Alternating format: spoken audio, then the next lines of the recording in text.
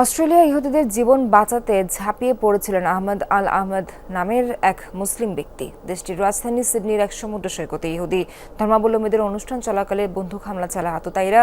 নির্বিচার গুলিবর্ষণে তখন একের পর এক তাজা প্রাণ ঝরছে।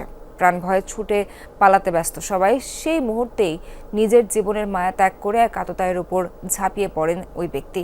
তার এই সাহসিকতায় প্রাণে বাঁচে অনেকেই। এ ঘটনায় অস্ট্রেলিয়ার জনমনে হিরো হয়ে উঠেছেন তিনি। 25 বছরের ওয়ারেন্টিযুক্ত দীর্ঘস্থায়ী দরজা প্রোটেক্টর, আধুনিক ও মজবুত দরজা। একের পর এক গুলির শব্দ সিডনির এই সমুদ্র সৈকত জুড়ে। প্রাণ বাঁচাতে দিকবিদিক জ্ঞানশূন্য হয়ে ছুটছে মানুষ। এরই মাঝে জীবনের ঝুঁকি নিয়ে আততায়ীর হাত থেকে বন্দুক ছিনিয়ে নেয় এক মাঝবয়সী ব্যক্তি। মুহূর্তেই সামাজিক মাধ্যমগুলোতে ভাইরাল হয় এই ভিডিওটি। সিডনির বন্ডি সমুদ্র সৈকতে ধর্মীয় উৎসব পালন করছিলেন দেশটির অন্তত হাজারখানিক ইহুদি নাগরিক। তবে হঠাৎই কয়েকজন বন্দুকধারী হামলা চালায় সেখানে। আনুমানিক 40 থেকে 50 রাউন্ড গুলি ছোড়ে অস্ত্রধারীরা। তাতে হতাহত হয়েছেন অনেকেই। গুলি, হট্টগোল আর চিৎকারের শব্দে সাক্ষাৎ নরকে পরিণত হয় বন্ডি সমুদ্র সৈকতের পরিবেশ।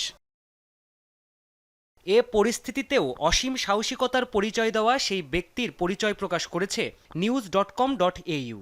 তার নাম আহমেদ আল আহমেদ। স্থানীয় এক ফলের দোকানের মালিক সে। একজন মুসলিম হয়েও ইহুদিদের জীবন বাঁচাতে ঝাঁপিয়ে পড়ায় স্থানীয়দের কাছে বাস্তব জীবনের হিরো হয়ে উঠেছেন তিনি। অনেকের জীবন বাঁচালেও আততায়ীর গুলিতে গুরুতর আহত হন তিনি। হাসপাতালে নেওয়ার পর তার শরীরে অস্ত্রোপচার চালানো হয় বলে 7 নিউজকে জানিয়েছেন আহমেদের চাচাতো ভাই মুস্তফা। সে এখনো হাসপাতালে রয়েছে। ভেতরে ঠিক কি হচ্ছে আমরা জানি না, তবে ডাক্তার বলেছেন সে ঠিক আছে এবং অপারেশন শেষে আমাদের ঢুকতে দেয়া হবে। আমার ভাই সত্যিই হিরো। সত্যিকারের হিরো বলতে যা বোঝায় ও ঠিক তাই।